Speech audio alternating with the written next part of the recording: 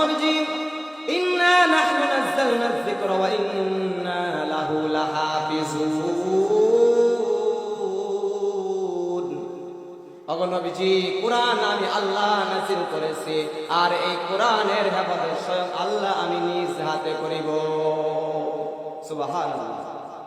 এই কোরআনের হেফাজত আল্লাহ রাব্বুল আলামিন যে করবেন তার প্রমাণ হলো আবু জাহেল, উকবা, শাইবা, ওই সমস্ত কাফের বেঈমানগুলি কোরআনের তেলাওয়াত বন্ধ করতে পারে নাই, কোরআনের দাওয়াত বন্ধ করতে পারে নাই। আজকে বর্তমান সমাজে যারা কোরআনের দাওয়াতকে বন্ধ করতে চায়, কোরআনের আওয়াজকে বন্ধ করতে চায়, তারাও কোরআনের দাওয়াত, কোরআনের আওয়াজকে বন্ধ করতে পারবে না। আল্লাহ তাআলা তাদেরকে ধ্বংস করে দেবে, ঠিক কিনা বলেন? আল্লাহু আকবার।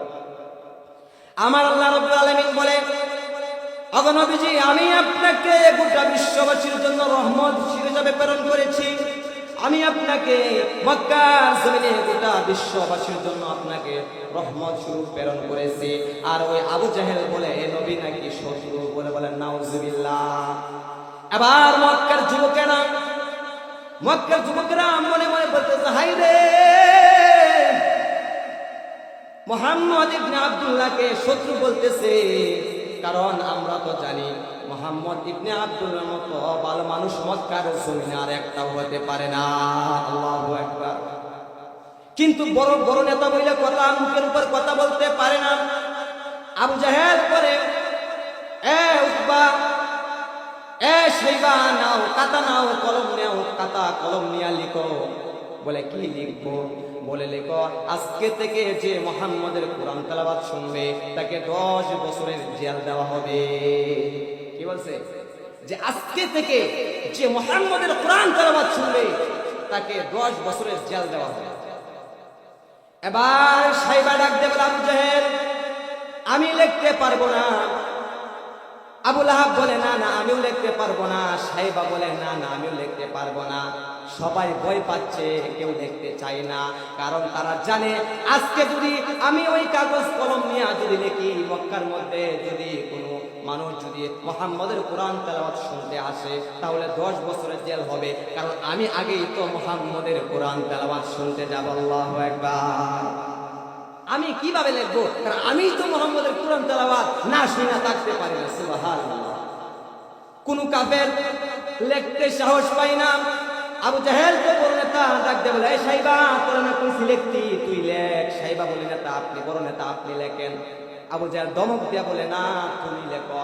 এবার একটা খাতা নিছে, একটা কলম নিয়া লিখতেছে যে আজকে থেকে যে মুহাম্মদের কোরআন তেলাওয়াত শুনতে যাবে, বাইতুল্লাহর আশেপাশে যাকে দেখতে পারবো তাকে 144 জারি করলাম। আজকে থেকে যে মুহাম্মদের কোরআন তেলাওয়াত শুনতে যাবে তাকে 10 বছরের জেল দেওয়া হবে। বলতেছে যে তাকে 10 বছরের জেল দেওয়া হবে। এবার স্টাম্পের মধ্যে লিখলাম, আজকে থেকে তোমরা কেউ বাইতুল্লাহর কিনারে আসবে না, মুহাম্মদের কোরআন তেলাওয়াত শুনবে না। এই কথা লেখা যখন বাইতুল্লাহর দেওয়ালের মধ্যে যখন ঝুলাইয়া দিল, ঝুলাইয়া দেওয়ার পরে আবু জাহেল বাড়িতে চলে গেছে, সমস্ত কাফের গুলি বাড়িতে চলে গেছে। এবার আবু জাহেল যখন বাড়িতে গেছে রাত বাজে 2টা। বলেন কয়টা? রাত বাজে 2টা। আবু জাহেল তার চোখে ঘুম আসে না, চোখে ঘুম আসে না। এবার আবু জাহেল ঘড়ির দিকে তাকায় আছে, টিপ টিপ টিপ টিপ করে ঘড়ির কাঁটা ঘুরতেছে। আবু জাহেল তো ঘুমাই না, তার ঘুম আসে না। তার স্ত্রী ছিল হিন্দা। হিন্দা ডাক দিয়ে বলে, আবু জাহেল, হে আবু জাহেল নিম ঘুমায়া যাও। তার স্ত্রী বলতেছে, হে আবু জাহেল নিম ঘুমায়া যাও। আবু জাহেল ডাক দিয়ে বলে, ঠিক আমি ঘুমাই না, না ঘুমাই, তোমার দেখার দরকার নাই, তুমি ঘুমাও।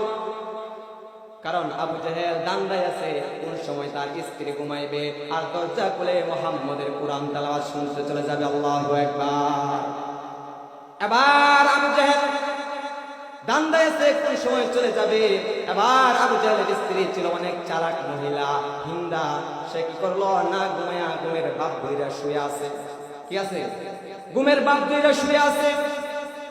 কিছুক্ষণ পর আবু জাহেল যখন হাতের মধ্যে এক হাতে লাঠি আরেক হাতে কুপি, এক হাতে লাঠি আরেক হাতে কুপি নিয়া যখন আস্তে করে দরজার মধ্যে যখন এইভাবে টুকা দিছে, শিকলটা যখন খুলছে, খোলার সঙ্গে সঙ্গে হিন্দা উঠছে, উঠছে ডাক দিয়ে বলে, এ আবু জাহেল তুমি কোথায় যাও? ডাক দিয়ে বলে, কি এ আবু জাহেল তুমি কোথায় যাও? আবু জাহেল বলে, বেটি আমি কোথায় যাই না যাই এটা দেখার দরকার নাই, তুমি ঘুমাও। আবু জাহেল স্ত্রী বলে, না না, যতক্ষণ পর্যন্ত তুমি আমাকে না বলবা ততক্ষণ পর্যন্ত একটা কদম বাহিরে যাওয়ার জন্য দেব না। আল্লাহু আকবার। একটা কদম বাহিরে যাওয়ার জন্য দেব না। এবার আবু জাহেলের স্ত্রী হিন্দা বলে, না তুমি যাইতে পারবা না।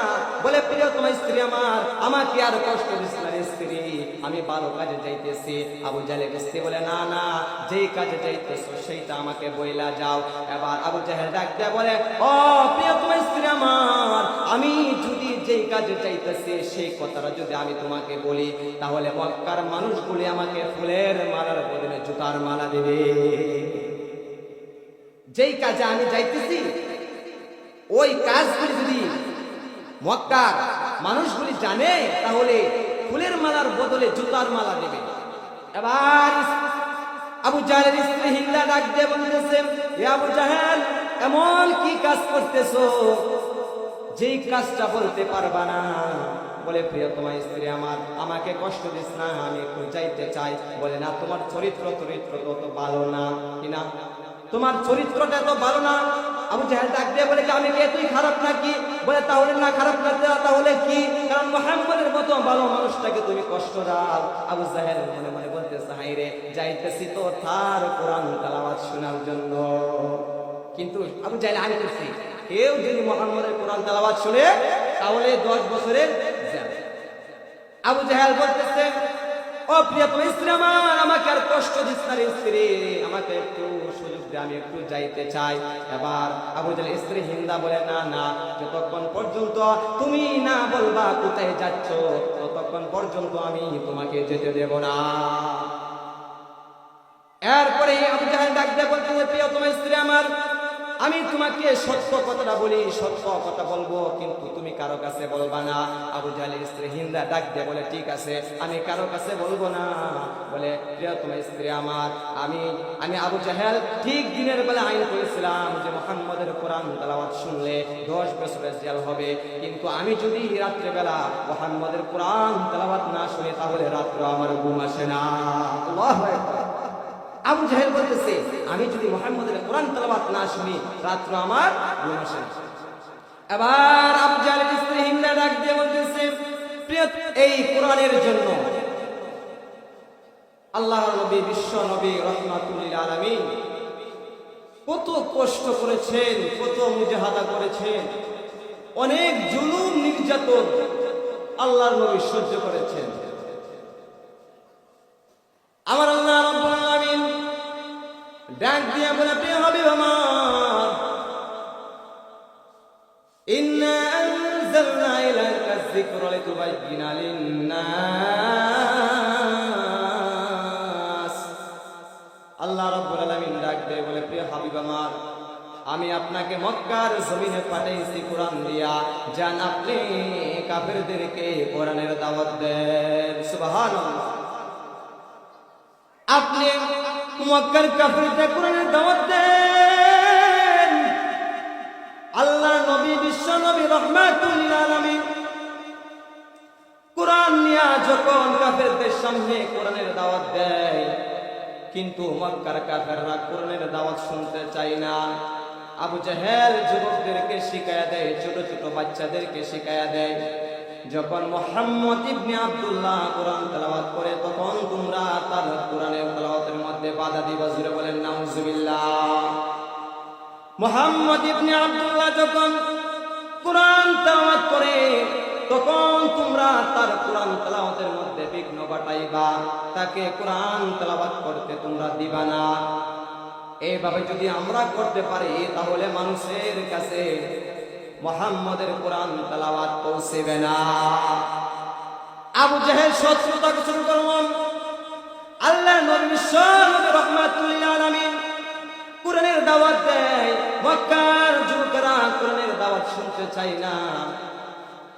এমন অবস্থায় মক্কার আবু জাহেল ডাক দিয়ে বলতেছে, ও মক্কার যুবকেরা, তোমরা কখনো মুহাম্মাদের কোরআন তেলাওয়াত শুনতে যাবে না? এরপর মক্কার যুবকেরা রাত্রবেলা পালিয়ে পালিয়ে কোরআন তেলাওয়াত শুনে আমার নবীর। আবু জাহেল দেখতেছে এইভাবে যদি মক্কার কাফেররা পালিয়ে রাত্রবেলা পালিয়ে পালিয়ে আল্লাহ নবীর কোরআন তেলাওয়াত শুনে, তাহলে যেই পরিমাণ কাফের বর্তমানে আছে ওই পরিমাণ কাফের পরে আর পাওয়া যাবে না। আবু জাহেল ষড়যন্ত্র শুরু করল। আল্লাহ রাব্বুল আলামিন কোরআনের মধ্যে আয়াত নাযিল করলেন। আল্লাহ রাব্বুল আলামিন বলতেছেন, ওয়াকালাল্লাযীনা কাফারু লা তাসমাউ লিহাযাল কুরআনি ওয়ালগাউ ফীহি লাআল্লাকুম তাগলিবুন। আল্লাহু আকবার। আল্লাহ নবীকে আল্লাহ রাব্বুল আলামিন নবীজি কাফেররা ষড়যন্ত্র করে আপনার বিরুদ্ধে ষড়যন্ত্র করে কোরআনের বিরুদ্ধে ষড়যন্ত্র করে, ওগো নবীজি আপনি কাফেরদেরকে ভয় পাইবেন না। আবু লাহাব, আবু জাহেল, উতবা, শাইবা তারা যতই নবী তোমার কোন বিরোধিতা করুক না কেন, কোরআনের বিরোধিতা করুক না কেন, কোনদিন তারা সাকসেসফুল হতে পারবে না। ওগো নবীজি তারা যতই আপনার বিরোধিতা করুক না কেন, তারা কখনো সাকসেসফুল হতে পারবে না। আল্লাহ রাব্বুল আলামিন কোরআনের মধ্যে বলেন, ওগো নবীজি ইন্না নাহনু নাযালনা যিকরা ওয়া ইন্না লাহু লাহাফিজুন। ওগো নবীজি কোরআন আমি আল্লাহ নাযিল করেছি, আর এই কোরআনের হেফাজত স্বয়ং আল্লাহ আমি নিজ হাতে করিব। সুবহানাল্লাহ।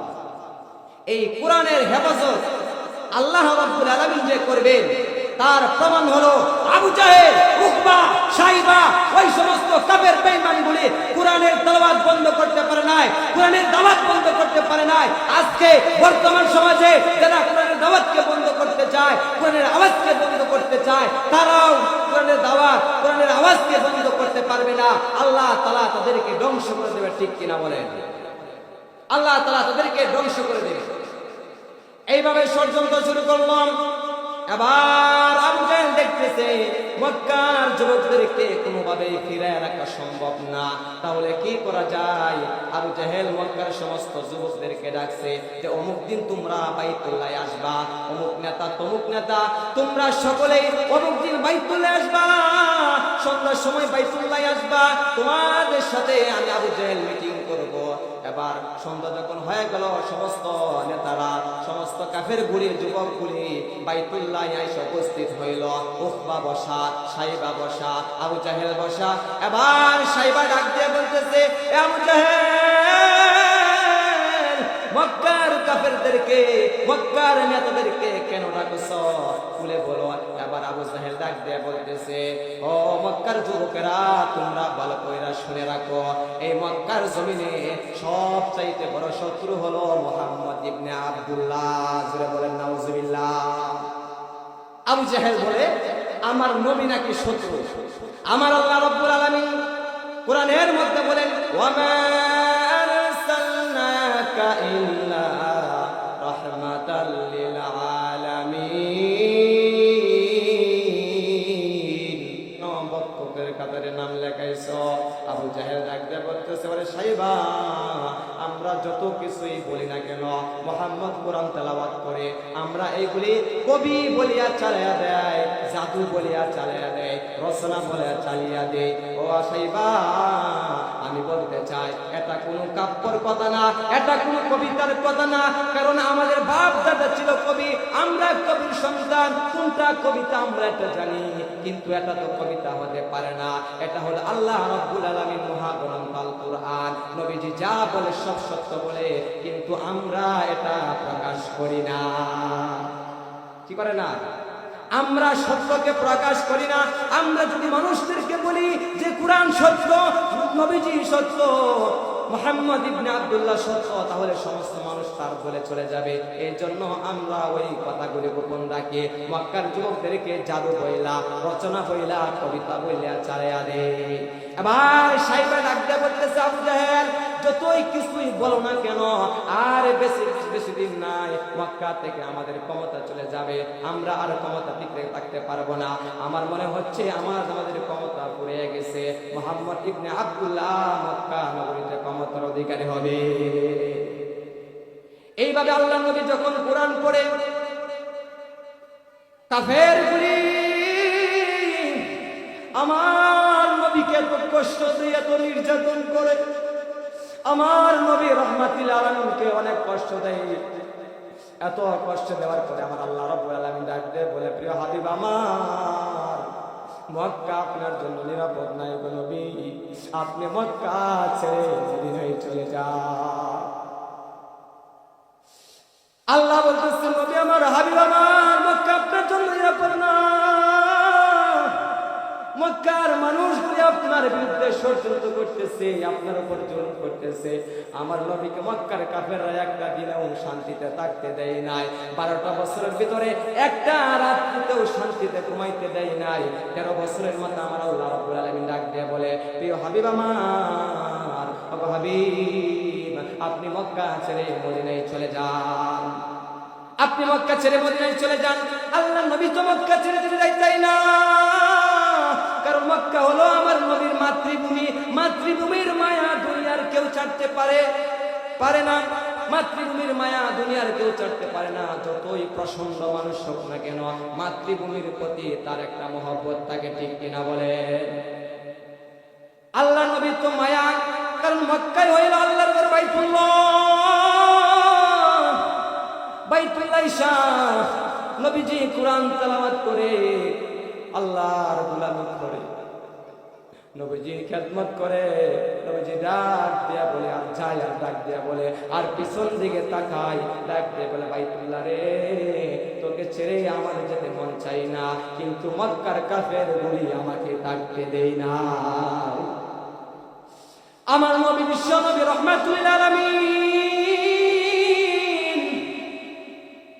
মক্কা থেকে মদিনায় চলে গেলেন। কিছুদিন যেতে না যেতে মক্কার মধ্যে ঝামেলা শুরু হয়ে গেল, ঝগড়া বিবাদ সৃষ্টি হয়ে গেল। একজন আরেকজনকে বলে, হায় রে, মুহাম্মদের মতো ভালো মানুষটাকে মক্কার জমিনে থাকতে দিল না।